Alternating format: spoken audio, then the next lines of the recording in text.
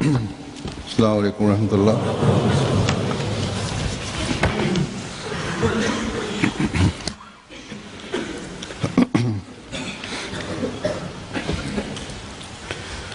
अशहदु अल्ला इलाहा इल्लल्लाह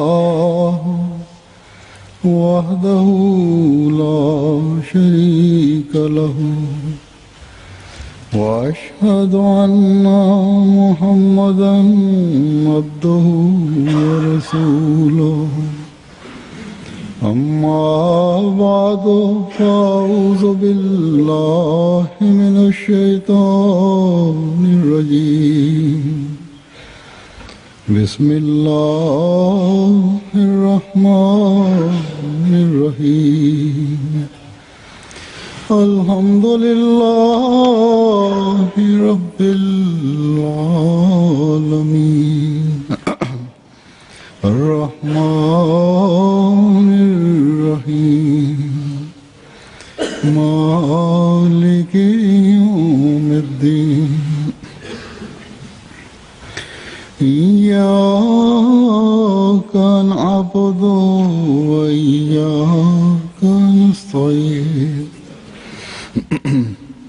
اهدنا الصراط المستقيم صراط الذين أنعمت عليهم غير المغضوب عليهم ولا الضالين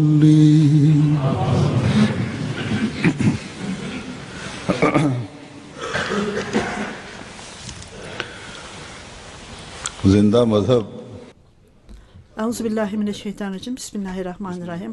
Huzur, yaşayan bir din öyle bir dindir ki Allahü Teala'nın yüceliği her zaman görülür. Bugün sadece yaşayan bir din olduğunu iddia etmekle kalmayıp bunun pratik örneği İslam'da ancak ortaya konulmaktadır. Allah-u Teala İslam'ın Rabbi öyle bir Rab'dır ki ne zaman isterse o ve kimi isterse ona Allah-u Teala ile haberleşme onurunu verir. O duaları işitir, duaları kabul eder ve dualara cevap verir. Ve duaları kabul ettiği gibi bu çağda kendi büyüklüğünü kendi verdiği söze göre göstermek için bu çağda Resul-i Ekrem sallallahu aleyhi ve sellem'in verdiği habere göre vaat edilen Mesih sallallahu aleyhi ve sellem gönderilmiştir. Müslümanlar arasında da eğer sadece Ahmediye cemaati hatta bugün dahi bütün Allah Teala'nın güzelliklerine inanarak, onun güçlü olduğunu inanarak, bu inançta kesin olarak bağlı kaldığında bu inanca, bugün yine aynı Allah Teala aynı güce sahip olarak onu ortaya koyar ve bunu nasıl geçmişte ortaya koyduğu gibi bugün de kendi gücünü ortaya koymaktadır. Resul-i Ekrem sallallahu aleyhi ve sellem Hatemel Enbiya olan Resul-i Ekrem sallallahu aleyhi ve sellem'in gelişinden sonra Allahü Teala'nın kaderine göre şimdi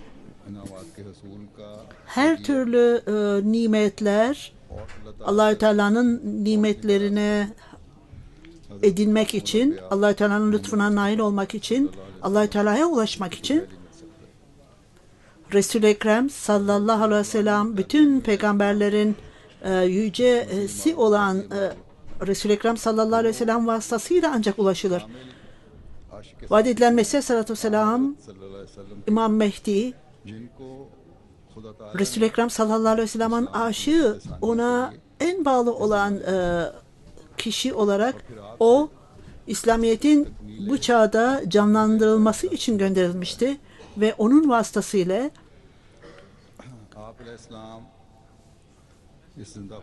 hidayet mesajı tamamen onun vasıtasıyla yayılacaktır. इस Qadir Bu yaşayan Allahü Teala'yı nasıl açıklamıştır? Yazılarından birisinde वजूद का gerçek hakim olan Allahü Teala, हर एक रूह bütün ruhumuz, bedenimiz ona boyun eğmektedir. माँ अपनी तमाम कवात Her evrenin yaratılışının her zerresi, वजूद से her insanın zerresi और कोई चीज न उसके इल्म onun varlığıyla yaratılmıştır.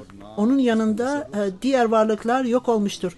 Onun bilgisinin dışında olan hiçbir şey yoktur. और हजारों Hiçbir şey onun kontrolünün dışında değildir. Onun yaratmasının da dışında değildir. Binlerce selam, nimetler, Allah-u Teala'nın nimeti, हमने वो जिंदा खुदा पाया bu Resul-i Ekrem sallallahu aleyhi ve sellem'in üzerine insin. Biz onun vasıtasıyla yaşayan Rabbimizi bulduk. Onun kendisi konuşmakta ve शान दिखलाकर kendi varlığının ispatını kendisi söylemektedir. ताकतों Bu olağanüstü alametleri göstererek चमकने वाला चेहरा दिखलाता है सो हमने ऐसे रसूल bize öylesine parlayan yüce yüzünü, parlayan yüzünü göstermektedir. Biz esas itibariyle biz o peygamberi gördük ve o peygamber vasıtasıyla biz Rabbimizi gördük ve o Allahü Teala büyük gücüyle her şeyi yaratmıştır. O öylesine büyük güce sahiptir ki o olmaksızın başka bir şey hiçbir zaman ola gelmezdi. Onun desteği olmaksızın hiçbir şey ayakta duramaz. O bizim gerçek Rabbimizdir ve bütün nimetlerle doludur. एहसान वाला Sayısız güçlere sahiptir ve onda öylesine güzel bir güzellik vardır ki, öylesine büyük bir güzellik vardır ki onun yanında başka bir Tanrı yoktur. Bu bizim yaşayan Tanrımızdır ve bunun vasıtasıyla इस्लाम Resul-i Ekrem sallallahu aleyhi ve sellem vasıtasıyla bize gösterildi. Hz. Mesih sallallahu vesselam जगह फरमाते हैं कि हम जब इंसाफ की नजर से Resul-i Ekrem sallallahu aleyhi ve sellem'in makamıyla ilgili olarak biz नबूवत में से आला gerçek ile, gerçek gözüyle baktığımızda o en yüce bir insandır. Bütün peygamberliğin en yücesidir. O yaşayan Allah-u Teala'nın sevgilisi olan ve तमाम en sevgili olan, bütün peygamberlerin efendisi olan, bütün peygamberlerin yücesi olan ve herkesin en iyisi olan Ahmed-i Mustafa, Muhammed-i Müşteba sallallahu aleyhi ve sellem, onun gölgesinden yürüyerek sadece 10 gün yürümek, o nuru alırsınız. Bundan önce 1000 yıllık bir sürede bu nura erişemezsiniz. Yine İslamiyet'in mesajını bütün dünyaya yayma bakımından, ey insanlar, bu yeryüzünde yaşayanlar, ey insanlar, ey ruhlar, doğudaki, batıdaki ruhlar, ben size en yüksek sesimle sesleniyorum. Size şimdi gerçek dinin İslam olduğunu söylüyorum ve gerçek Rabbin Kur'an-ı Kerim'de açıklanan Rab olduğunu söylüyorum. Peygamberin sonsuz manevi hayatı olan ve en yüceliği olan manevi hayatında, büyüklüğünde, onurunda bunların ispatına onu takip etmekle, onu sevmekle gerçeğin ruhunu elde ederiz ve böylece ilahi alametleri alırız onu takip etmekle. Hazreti Mesih sallallahu aleyhi ve sellem İslamiyet'in mehenk taşıdır o. O tamamen İslam muhaliflerine seslerini kesmiştir. Sadece tartışmalarla değil, özellikle Allahü Teala'nın desteğiyle, Allahü Teala'dan gelen alametleri öylesine güzel dünyaya tanıtmıştı ve önceden haberler vermişti ki Allahü Teala olmaksızın hiç kimse bunu edinemez ve bütün dünya buna şahit olmuştur. Bu önceden verilen haberler Allahü Teala'dan bilgi aldıktan sonra öylesine güzel ve öylesine büyük bir destekle bu alametler gerçekleşmiş Ve İslam'da öylesine bilgi ve öylesine sevgiye sahip idi ki bu insanlar İslamiyet'i ve Resul-i Ekrem sallallahu aleyhi ve sellem'in makamına alçatmak isteyenlere nasıl bir acıyla hitap eder ve Allah-u Teala'ya onları dilsiz bırakmak için dua ederdi. और मुतफरक लिटरेचर में Siret adlı kitabında sahabeler yazmıştı bu kitabı ve ayrıca başka kitaplar da vardır. Orada bunlar आपकी बेशुमार yazılıdır. Muhaliflere dilsiz bırakmak için के लिए नहीं Allah-u Teala'dan öyle destekleyici haberler vardır ki o sadece kendi büyüklüğüyle değil, आपने एक तड़प थी एक लगन थी जिसकी İslamiyet'in büyüklüğünü, Resul-i Ekrem sallallahu aleyhi ve sellem'in büyüklüğünü ortaya koymak için çok büyük bir arzusu vardı. Bununla ilgili olarak ve bununla ilgili son derece dua ederdi. Bu alametlerin dışında bir büyük alamet vardı ki ona Allah-u Teala माया के होशियार duaları vasıtasıyla ona hidayet vermiş, yönlendirmiş ve Huşyarpur'a git demişti ve orada bir zamanını inzivaya çekilerek geçir demişti. Bundan sonra Allah-u Teala ona bir haber vermişti. Bu önceden verilen haberle ilgili olarak her Ahmedi bunu bilmektedir. Bu reformcuydu ve çok büyük bir olaydı. Bu niteliklere sahip olan bir oğlunun doğması büyük bir olaydı ve bu önceden verilen haberde belliydi ve ayrıca uzun bir hayat yaşayacaktı. Bütün bunlar और बाद में आने वालों के लिए तो ये पेशगोई büyük bir önceden verilen haberi göstermekteydi. Bu önceden verilen haber daha sonra gelen insanlara hiç şüphesiz onların imanlarını arttırma kaynağı olacaktır ve bu önceden verilen haberler bütün detaylarıyla gerçekleşmiştir. जो हजरत Ve farklı farklı başarılar Hazreti बयान फरमाए थे पेशगोई में vaat edilen Mesih Aleyhisselatü Vesselam o önceden verilen haberde zikretmiştir. Bu oğlu, söz verilen oğlu gerçekleşecekti ve bu söz Hazreti Müslim Maud'un şahsında gerçekleşmişti. Her neyse bugün ben होंगे bu önceden verilen haberlerin sözlerinden bahsedeceğim ve birçok kereler siz bunları dinlemişsinizdir ve bütün bu 20 Şubat'ta kutlanmaktadır. Mecmua İştiharat bu küçük bir el broşürüdür. Allah-u Teala'dan gelen vahye ve Allah-u Teala'dan verdiği bilgiye göre yüce olan insan, जल्ला शान her şeyden yüce olan Allah-u Teala'nın her şeye gücü yeter ve फरमाया onun ismi övülmeye layıktır. Allah-u Teala bana vahiy vasıtasıyla hitap ederek ben size rahmetimin alametlerini vereceğim ve bunun vasıtasıyla दुआओं को अपनी रहमत से senin dualarını ben işittim. और तेरे सफर Rahmetimle senin dualarını kabul ettim. Ve bu yolculuk, बताने का सफर था bahsettiğim yolculuk bu Huşyarpur'a yapılacak, Ludhiana'ya yapılacak yolculuklardır. Oraya gitmiştir ve orada कुदरत और रहमत और कुर्बत का निशान inzivaya çekilmişti. Bu फजल और एहसान का निशान benim yakınlığım size verilmiştir. और फतह और Nimetlerin alametleri ए Muzaffar size verilmiştir ve size başarıların ve zaferin anahtarı verilmiştir. Ey Muzaffer, bütün nimetler üzerine olsun. Allah-u Teala और वो जो कब्रों में Allah Teala'dan hayat isteyenler ölümün इस्लाम का pençesinden kurtulmalıdırlar. का मर्तबा Mezarda yatanlar ayağa kalksınlar ki और ता İslamiyet'in yüceliği ve Kur'an'ın yüceliği ortaya çıksın ve gerçek bütün nimetleriyle gelsin ve batıl ortadan kaybolsun, gitsin. Böylece insanlar benim yüce güçlü olduğumu, ne istediğimi, istersem yapabileceğimi bilsin. Allah Teala güçlüdür. Böylece ईमान नहीं लाते benim seninle olduğumu bilsinler.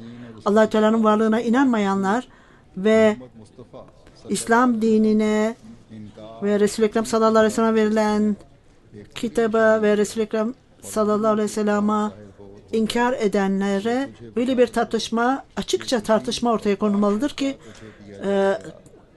एक ज़की गुलाम size bütün nimetler verilecektir ve size çok yakışıklı, zeki bir çocuk verilecektir. Bu oğul senin neslinden, senin खूबसूरत पाक लड़का tohumundan olacaktır ve bu çok güzel, yakışıklı ve dindar bir oğul olacaktır ve o उसको मुकद्दस misafir olarak gelecektir. Manuel olacaktır onun ismi ve Noorullah है o her türlü pislikten arındırmış ve Allah Teala'nın nuru olarak gelecektir. Allah Teala'dan gelmiş olacaktır ve onda nimetler olacaktır. Bu nimet onunla beraber gelecektir. दुनिया में O en mükemmelliklere sahip olan bir kişidir. Bu dünyaya gelecektir ve onda को बीमारियों से साफ करेगा mesihlik kaliteleri olacaktır ve Allah Teala'nın misafiri olacaktır. O कलमाए तमजीद से her türlü hastalıkları gidecektir. Allah Teala'nın nuru olacaktır ve o yücelik sözleri ona gönderilmiştir. Çok bilgili olacaktır ve o और वो तीन को hem dini hem de layık bilgilerle dolu olacaktır. Üçü dörde çevirecektir. Bu kutlu bir pazartesidir. Sevgili bir oğuldur. Büyük bir onur sahibidir. O ilk ve son tecellisi olacaktır. Gerçeğin ortaya konulması olacaktır. Sanki o Allah Teala onunla gökten inmiş olacaktır. Onun gelişi çok büyük bir nimet olacaktır ve Allah Teala'nın tecellisini gösterecektir. O büyüklüğünü gösterecektir. O Allah Teala'nın nimetleriyle nimetlenmiş olacaktır. Ben ruhumu ona verdim, ona koydum. Allah Teala'nın gölgesi onun kafasında, başında olacaktır. Devamlı ilerleyecektir. कौमें उससे बरकत पाएंगी O dünyanın sonuna kadar ünlü onun dünyanın sonuna kadar olacaktır ve belli yerine kadar gökyüzünde yükselecektir. Bu Allah Teala'nın kaderidir ve Mecmu İştiharat 1. cilt her şey burada yazılmıştır. यकीनन Bu önceden verilen haberle ilgili olarak hiç şüphesiz 2. Halife Hazretleri 1944 में खुद भी ऐलान फरमाया जब अल्लाह ताला ने आपको बताया kendisi कि आप मुस्लिम आओ 1944'te bunu açıklamıştır. Allah Teala kendisine onun reformcu yani Müslim Maud olduğunu haber vermişti. यौम मुस्लिम आओ के जैसे Bunun जैसा कि मैंने कहा bu önceden verilen haberin mutluluğundan calsalar yapılmaktadır Müslim Maud. Bu birkaç gün sonra bütün cemaatte bu toplantılar yapılacaktır. Her üye bilmelidir ki bu önceden verilen haber en güzel şekilde gerçekleşmiştir. Burada कई बार बयान पहले भी कर चुका हूँ लेकिन फिर भी सवाल kendi çevrelerinin etkisinde bulunanların faydası için bunu açıklamak istiyorum. Bazen bu nedenle daima onlar कि हमारी soru sorarlar ve जिनका दीनी इल्म doğum günlerini kutlamayı meraklı olanlar derler ki onların का दुनिया के tabii ki dini bilgileri yoktur. ये कहते हैं कि अगर Onlar çevrelerinin etkisindedir, dünyanın etkisindedir. Eğer biz Müslim Maud'un gününü kutluyorsak o zaman niçin biz diğer halifelerin doğum gününü kutlamıyoruz? Esas itibariyle bunlar bahanedir. Halifelerin कि हज़रत मिर्ज़ा Bashir doğum günlerini kutlamak istemektedirler ama kendi doğum günlerini kutlamak istemektedirler. Mirza Beşiruddin Mahmud Ahmet sahibin doğumunu biz kutlamıyoruz. हौसले और मसीसानी की पैदाइश तो 12 जनवरी Bizim 1889 की 8 kutladığımız 12 Ocak ये पेशगोई जो अज़ीम शान 1889'da doğmuştu. 3 साल पहले Bu çok büyük bir पेशगोई का haberdi. O haber doğumundan 3 yıl önce yapılmıştı. Bu yerine geldiğinde नाम की नशत 20 Şubat और ये पेशगोई एक 1886'daydı o. İslamiyet'in canlanması için büyük bir mehenk taşıydı. Biz bunu kutlamaktayız. Şimdi bunu açıkladıktan sonra daha da açıklayayım. बहुत सारे पहलू हैं İki noktayı ele almak istiyorum. Bu önceden verilen haberlerin birçok açıları vardır. Ben sadece bunlardan iki noktayı ele almak istiyorum. Hazreti Mesih Aleyhisselatü Vesselam और Müslim Maud olarak açıkladığı अपनी हालत kişinin kendisi, kendi durumu कैफियत इस्लाम के बारे में ve duyguları हज़रत सल्लल्लाहु अलैहि İslam'la ilgili olarak Resul-i Ekrem sallallahu aleyhi ve sellem'le ilgili ve Müslüman ümmetin durumuyla ilgili olarak kendisi ne hissediyordu? Bütün ben bunları teker teker ele alıp bu kelimeleri açıklamam mümkün değildir diyor huzur. जैसा कि मैंने कहा hemen hemen 52 noktadan bahsedilmiştir. Ben bunlardan ancak 2 noktadan bahsetmek istiyorum. Hz. Mesih Aleyhisselatü Vesselam belirttiği gibi Hz. Mirza Beşiruddin Mahmud Ahmet Hazretleri açıkça belirtmiştir ki bu önceden verilen haber ona uygulanır demişti ve şöyle der Tiryakül Kulub adlı kitabında Ruhani Hazain'in 15. cildinde 290. sayfada Mahmud benim büyük oğlumun doğumuyla ilgili olarak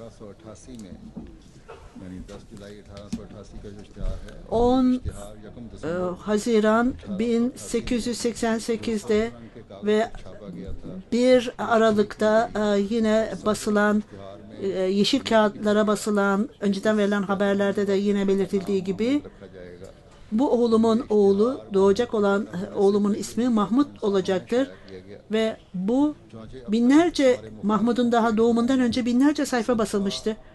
Bu el broşürleri bizim muhaliflerimizin elindedir.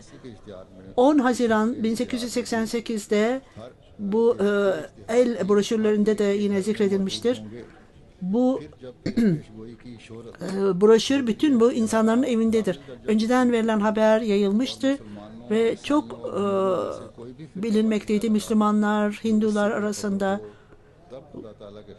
Bundan haberi olmayan yoktu. Allah-u Teala'nın lütfuyla 12 Şubat 1889'da 9 Cumaatül Evvel Cumartesi günü Mahmud doğdu ve bana onun doğumu haber verildi. Tebliğ kelimesi büyük harflerle yazıyordu ve biadın 10 şartı da zikredilmişti. Bu sayfada ilham mevcuttu. Fahrur Rusul deniliyordu. Ey söz verilen, vaat edilen oğul diyordu. Kurbeti malum şud. Der amda zerahe. Der amda. Ey peygamberlerin onuru, ben senin makamını bildirmek için geldim. Sen uzak yerlerden geldin ve Saracı Munir adlı kitabında 20. cilt 36. sayfasında benim oğlumun doğumuyla ilgili olarak 5. haberi vermekteyim. O doğacaktır. Onun ismi Mahmud olacaktır. Bu nedenle yeşil sayfaları kullandım. Bugün bile bu vardır. Bu oğul doğdu. Bu önceden verilen habere göre. Şimdi o 19 yaşına gelmiştir. Gene kendi kitabında Hakikatül Vahiy adlı kitabında 22. cildinde 73. sayfasında aynen bunun gibi der, benim oğlum öldü ve cahil mollalar ve onun dostları Hristiyanlar, Hindular bunu kutladılar, onun ölümünü kutladılar ve 20 Şubat 1886'da çocuklar ölecek diyordu ve bazı çocukların ölmesi gerekirdi çocuk durumunda. Fakat bu insanlar kritikten vazgeçmediler ve Allah-u Teala bana müjde verdi başka bir oğulla ilgili olarak ve bu sabız içtihat, yani bu oğulun doğumuyla ilgili olarak yeşil sayfalara yazıldı ve ikinci Beşir gelecektir. Onun ismi Mahmud olacaktır, ikinci ismi. Bu 1 Eylül 1888'de daha henüz doğmamıştı. Allah-u Teala'nın verdiği söze göre o doğacaktı ve yerler ve gökler sallanacaktı. Fakat bu önceden verilen haber değişmeyecekti. O Hakikatül Vahiy adlı kitabında bundan bahsetmişti ve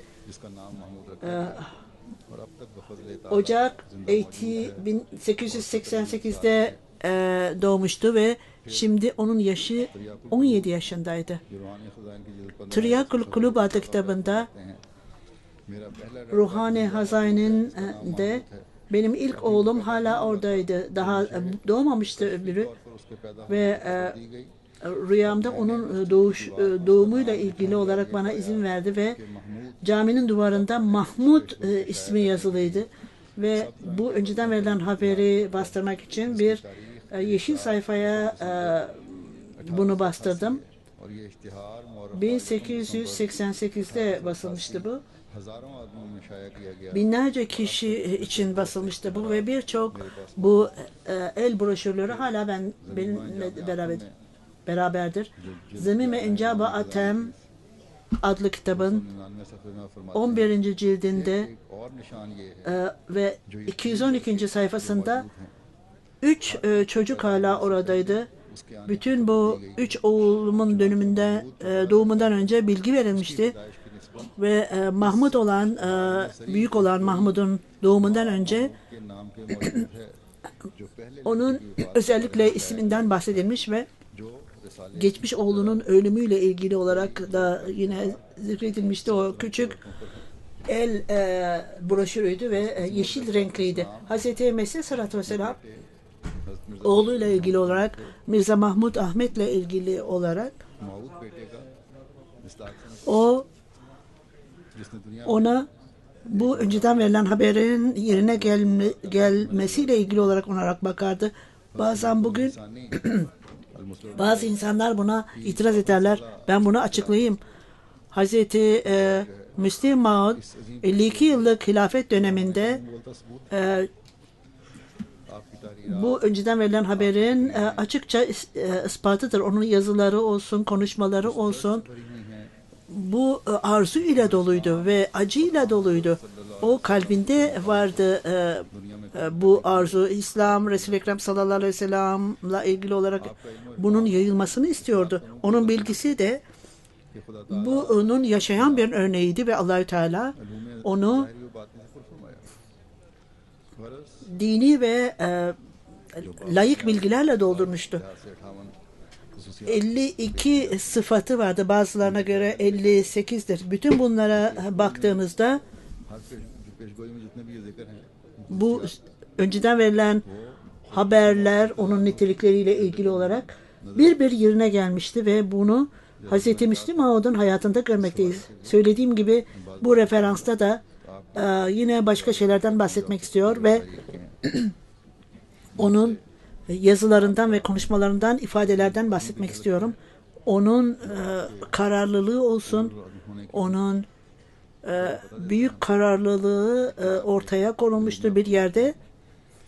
Allahü Teala Mursal जब आते हैं उस वक्त peygamberleri gönderdiğinde की जमात में दाखिल होता onların cemaatine girenler है कि दीन का bunu anlamakta ve नहीं करना dini görevi yerine getirecek benden başka kimse yoktur. Bunu düşünerek, इसकी अंजाम bunu anlayarak अपनी सारी कुव्वतें सर्फ कर देता bunun yerine getirilmesi için कहना चाहिए कि वो मजनू बन जाता है हजरत मसीह bütün gayretlerini ortaya koymuştu. Aynen bir diliye dönmüştü bunları yerine getirmek için. O Hz. Mesih Aleyhisselatü Vesselam vefat ettiğinde o zamansız ölmüş diyorlardı ve o yalancıdır demiyorlardı. Ona MDM से वादे उठे bazı ona inanmışlardı. Bazı Ahmediler bunu böyle söylüyorlardı. Fakat वफात ऐसे वक्त onun ölümü zamansız bir ölümdür demişlerdi. Ve o daha henüz Allah-u Teala'nın mesajını daha yaymamıştı. Bazı önceden verdiği haberler daha gerçekleşmemişti demişti. उस वक्त 19 Bu zamanda ben sadece 19 yaşındaydım. Bu şekilde konuşmalara duyunca onun bedeninin yanına gittim, ölü bedenine ve Allah-u Teala'ya hitap ederek Allah-u Teala'ya dua ettim. Ey Allah'ım, bu insan senin sevgilindir. O yaşadığı sürece के क़याम के लिए senin dinini ortaya koymaya çalıştı ve bütün fedakarlıkları ortaya koydu. Şimdi onu kendine çağırdın. İnsanlar कि इसकी onun ölümünün zamansız olduğunu söylemektedirler. Belki bu insanlar बाकी साथियों के başka arkadaşlar ve dostlar için bir tökezleme durumu haline gelebilirler. Ve cemaatin birliği ortadan kalkabilir. Böylece ey Allah Teala, जमात भी ben söz veriyorum, bütün cemaat senin dininden dönseler bile bunun yerine gelmesi için ben hayatımı bunun için bitireceğim. Ve ondan sonra bu benim yaptığım görev olduğunu fark ettim. 19 yaşındaki bu kişi öyle arzuyla doluşmuştu ki böylece ben hayatımı dine hizmet etmek için adayım istiyorum ve bütün diğer amaçları bir tarafa atarak bunu önüme koydum ve vaat edilen Mesih Aleyhisselatü Vesselam'ın geliş amacını ben tamamlayayım istemekteyim. Bu arzu benim kalbimde yaratılmıştır ve daima ben bunu hatırlamaktayım. Ve bunu yeşillendirmek istemekteyim. Ve böylece bu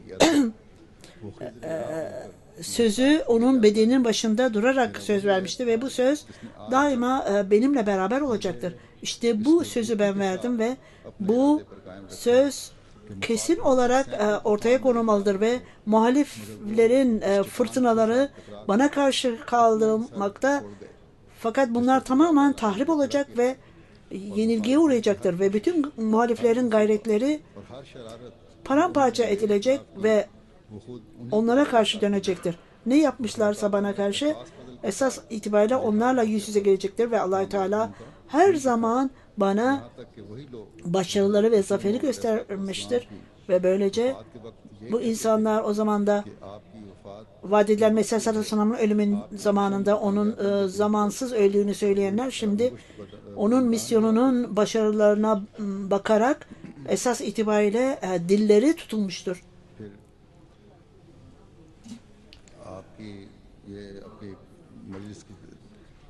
Bu toplantıda yaptığı konuşmada devamlı olarak yine cemaate hitap ederek ayrıca cemaatin her üyesinin sorumluluğudur. Kendilerinde bu ruh olmalıdır.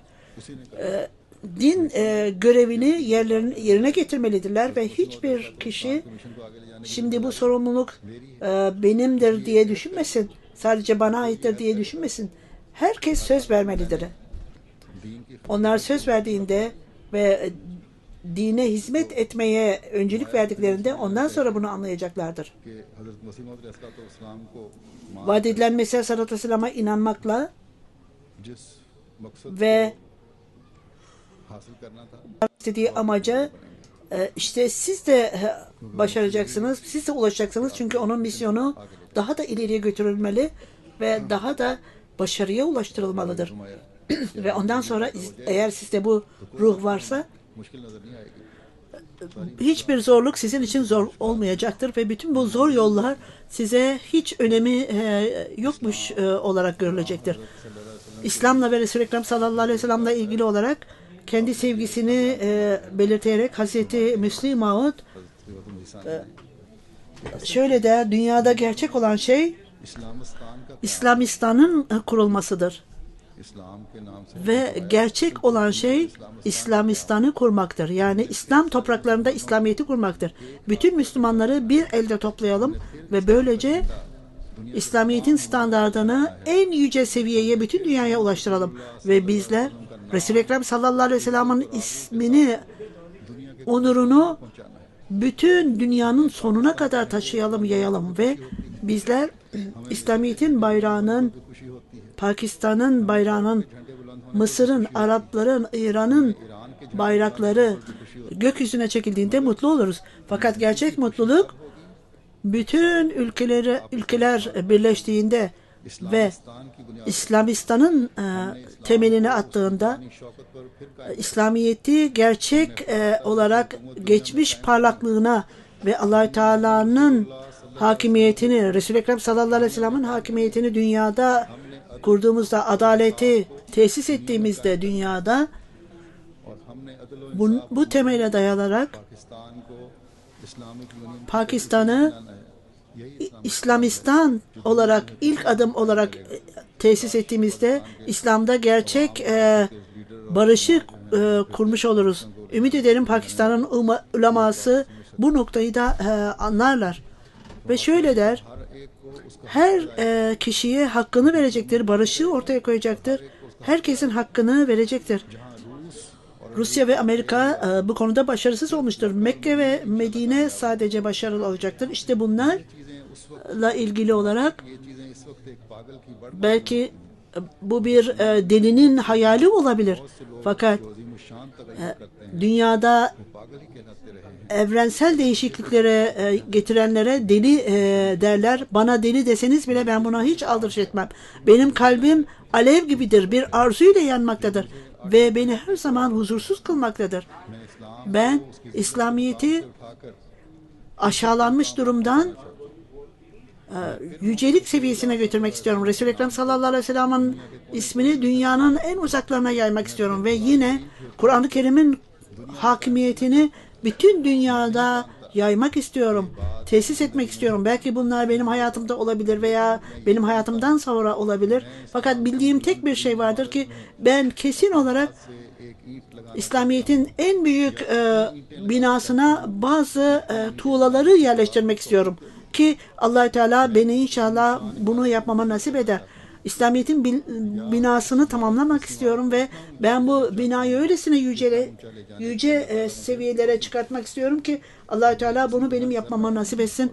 Bedenimin her parçası, ruhumun her parçası Allah Teala'nın lütfuyla bu amaç için harcanacaktır ve dünyanın hiçbir büyük gücü benim yoluma karşı gelmeyecektir.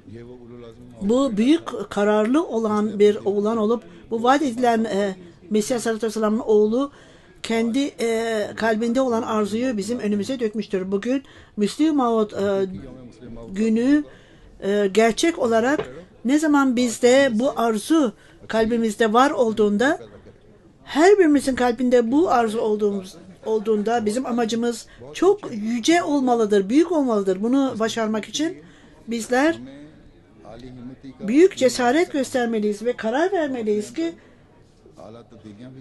bizde ilahi değişiklikler meydana getirmeyiz ve Allah-u Teala ile ilişkileri kurmalıyız ki ve bizde bu arzu olmalıdır İslam için ve ayrıca Resul-i Ekrem sallallahu aleyhi ve sellem'e olan sevgi de ortaya konulmalıdır ve biz bunu göstermeliyiz. Allah-u Teala'nın nimetleri ve vaat edilen Mesih arasına verilen bu yüce insanla ilgili olarak önceden verilen haberlerin derin anlamı vardır. Allah-u Teala ona senin bu sadece senin hayatında senin yapman gereken misyon sadece bu senin hayatınla sınırlı değildir. Bilakis orada başka bir oğul büyük kararlara sahip olan bir oğul olacaktır ve o bunun çok belirgin bir örneğiyle Allah-u Teala'nın mesajını, İslamiyet'in mesajını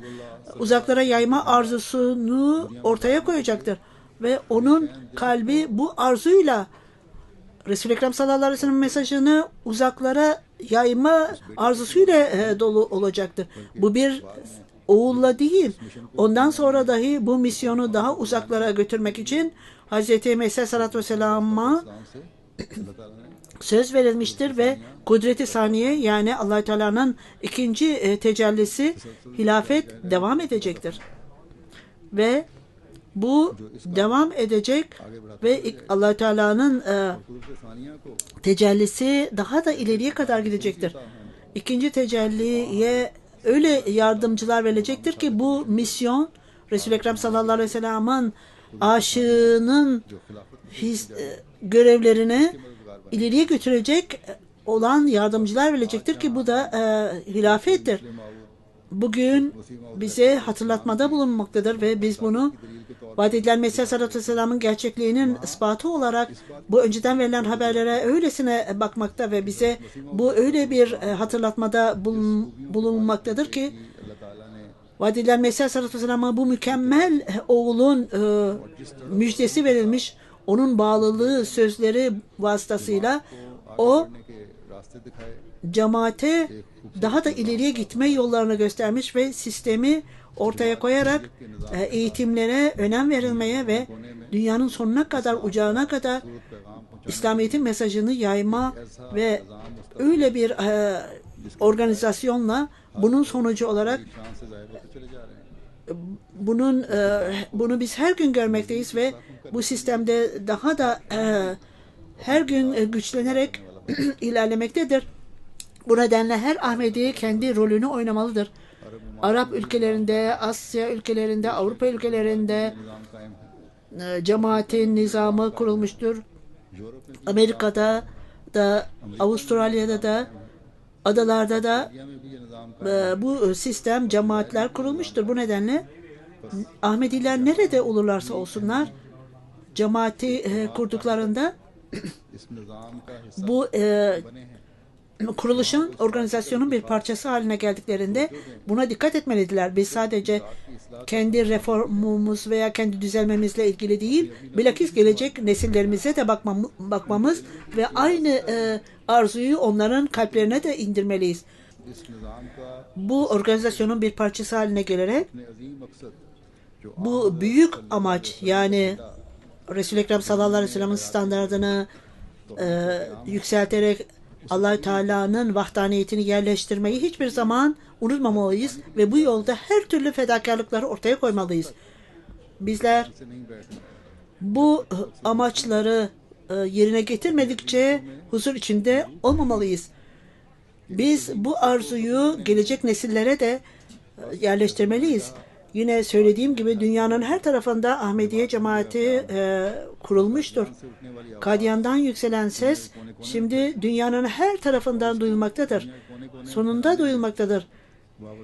Hiç uygun olmayan şartlara rağmen Allah Teala'nın lütfuyla çok büyük bir rol oynanmıştır Müslim Maud tarafından. Bu nedenle biz bu önceden verilen haberle ilgili olarak toplantılar yaptığımızda kendi biatlarımızı, kararlarımızı yenilemeliyiz ve orada öyle bir ruh, programlarımızda öyle ruh yaratılmalıdır ki gayretlerimizi yenilemeli ve akıllarımızda arzuları, Müslim Maud'un belirttiği arzuları tutmalıyız. Yine belirttiğim gibi her ülkedeki Ahmediler çok sıkı çalışmalı ve İslamistan'ı kurmak için çalışmalıyız. Bu İslamistan bizim Resul-i Ekrem sallallahu aleyhi ve sellem'in arzu ettiği o rahmet için gelmişti. O İslamistan'ı kurmak istemişti. Biz bu İslamistan'ı tesis etmeliyiz ki bu kendi insanlarımızın ve başka insanların haklarını ve İslamiyet'in değerlerini ortaya koymakla bütün dünya bunu tanıyacaktır ve bütün dünya Resul-i Ekrem sallallahu aleyhi ve sellem bütün insanlığın rahmetüllül alemin olduğunu anlayacaklardır. Eğer biz bunu yaparsak bu son derece büyük bir görevdir ki ve çok büyük bir mesajdır insanlara ileteceğimiz bu mesaj. Bu bütün Müslüman ülkeleri de iletilmelidir. Bu bizim büyük bir görevimizdir. İşte bunlar Resul-i Ekrem sallallahu aleyhi ve sellem'in gelişinin amacı buydu ve Mesih sallallahu aleyhi ve sellem'in gelişinin amacı da bu misyonun tamamlanmasıydı. Şimdi Ahmediye cemaatinin görevi de budur ve her Müslüman ülkeye bunları bildirmeliyiz. Amacımız budur. Eğer insanlar bizi dinlemezlerse ondan sonra çok büyük acıyla Allah-u Teala'ya dua etmeliyiz. Bizi duadan kimse alıkoyamaz. Böylece belki de bunları anlamaya başlarlar. İster Pakistan olsun, Suudi Arabistan olsun, Mısır olsun, Suriye olsun, İran olsun, Endonezya olsun, Malezya olsun, Sudan olsun, kim olursa olsun, herhangi başka bir Müslüman ülke olsun, bizler onlara ayrı ayrı, eğer sizler bölünürseniz gücünüz olamaz. Hiçbir onurunuz, asaletiniz olmaz. Sizin asaletiniz ancak ne zaman bunları elde edebilirsiniz? Sizler gücünüzü elde ettiğinizde ve birleştiğinizde ve İslamiyet'in büyüklüğü ile beraberce düşünmeniz gerekir. Bu insanlara bu mesajı vermemiz gerekir. Bu insanlar kendi ülkelerinde ve kendi komşuluklarında bölünmeyi düşünmektedir. Bunun için Mısır için, Suriye için çok iyi çalışmalıyız. Libya için çalışmalıyız. Aynı mesajı onlara iletmeliyiz. Bu işlerle ilgili olarak eğer gruplara ayrılırsanız onlara bu gruplamalara fırsat verirseniz adaletsizlik devam edecektir ve kendi elinizle sizler kendi ülkenizi bomboş, güçsüz hale getireceksiniz. Sadece ülke seviyesinde değil, ne de Müslüman ümmet seviyesinde hiçbir güce sahip olamayacaksınız. Bilakis zayıflıklarınız daha da ilerleyecektir. Ve muhalifler sizi kendi pençelerine alacaklardır. Haşa, Allah korusun, o zaman köleliğin zinciriyle bağlanacaksınız. Bu nedenle bu mesajın onlara iletilmesi gerekir. Uyanık olun ve sadece kendi menfaatinizi düşünmeyiniz ve kendi gruplarınız için onları desteklemeyiniz. Adaletsiz şekilde. Aksi halde her şeyi kaybedeceksiniz.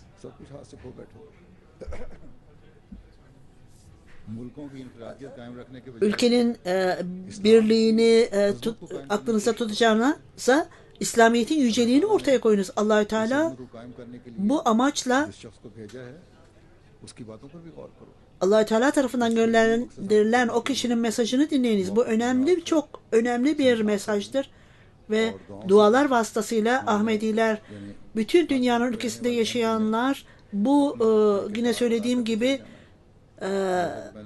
bu rolü oynamaya devam etsinler ve her Ahmedi elinden geldiği kadar bir reformcu, dünyanın reformcusu olsunlar ve böylece devamlı olarak Hz. Müslim Maud'un amacını devam ettirelim ve tamamlayalım ve Resul-i Ekrem sallallahu aleyhi ve sellem'in misyonu ve bütün insanları Resul-i Ekrem sallallahu aleyhi ve sellem'in bayrağı altına getirmek için bunu bizler başaralım.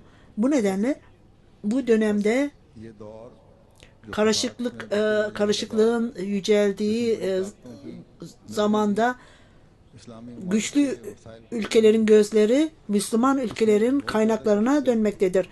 Bu nedenle her Ahmedi, Müslüman ümmet bu insanlardan korunması için, açgözlü olan insanlardan korunması için başka şeylerden, gayretlerden başka dua etmeleri gerekir ki Allah-u Teala Müslüman ülkenin liderlerine akıl versin. Onlar kendi egolarının, bencilliklerinin ilerisine geçeceklerine, kendilerini büyük bilgili sayan ulemalar kendi bencilliklerini bırakmalı ve onlar liderleri birbirleriyle savaştırmasınlar.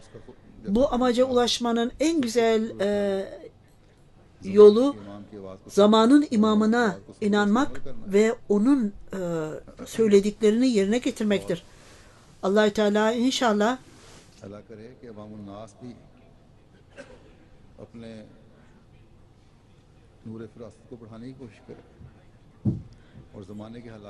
bu insanların anlayış nurlarını artırsın. Allah-u Teala bilgileri olmaksızın konuşanlar, belki onlar liderdir, ulemadır. Onları kör körüne takip etmesinler bu insanlar ve Allah-u Teala Hz. Müslim Maud radıyallahu anh'un belirttiği gibi bu arzusuyla bizler İslamistan'ı en güzel şekilde ortaya koyalım ve biz bunun kurulduğunu görelim. Bu çözüm ancak bütün dünyayı bu problemlerden kurtarır. Allah-u Teala bütün dünyaya akıl ve hikmet versin. Bugün bir cenaze var. Namazdan sonra ben cenaze namazını kıldıracağım. Dışarıya gideceğim. İnsanlar, sizler camide kalınız. Şeyh Musavvir Ahmet, Nesir Ahmet sahip Celingam'dan 14 Şubat'ta vefat etti. Kısa bir hastalıktan sonra 25 yaşında vefat etti.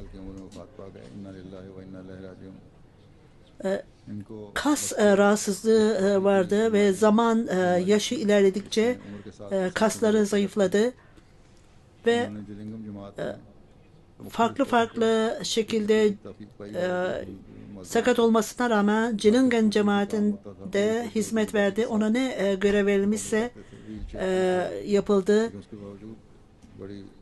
Tekerlekli sandalyede olmasına rağmen çok en iyi şekilde görevini yerine getirdi. dine çok bağlı ve hilafete çok bağlıydı. Hilafetle özel ilişkisi vardı. Çok bağlıydı. Çok zeki ve kabiliyetli bir kişiydi. Ve tamamen yüksek eğitimini yaparak bankada müdür yardımcılığına kadar yükseldi. Onunla beraber çalışanlar çok mutluydu. Arkada anne ve babası ve bir erkek kardeşini bıraktı. O da aynı hastalıktan, aynı problemden rahatsızdı. Bu Şeyh Mübarek Ahmet Sahip, mübellik in charge UK'de, İngiltere'de. Onun torunu, başka aile ilişkileri de var İngiltere'de yaşayanlar. Allah Teala onu affetsin ve cennet nasip etsin ve arkada kalanlara da sabır ihsan eylesin. Amin.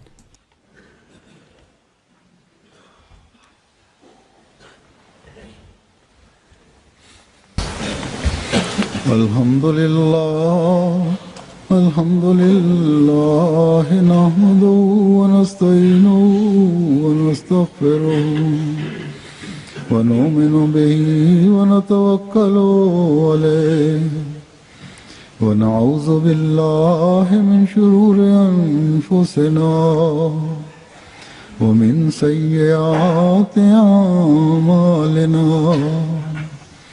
من يهده الله فلا مضل له ومن يضلله فلا هادي له ونشهد أن لا إله إلا الله ونشهد أن محمدا عبده ورسوله عباد الله رحمكم الله إن الله يأمر بالعدل والإحسان وإيتاء ذي القربى وينهى عن الفحشاء والمنكر والبغي يعظكم لعلكم تذكرون اذكروا الله يذكركم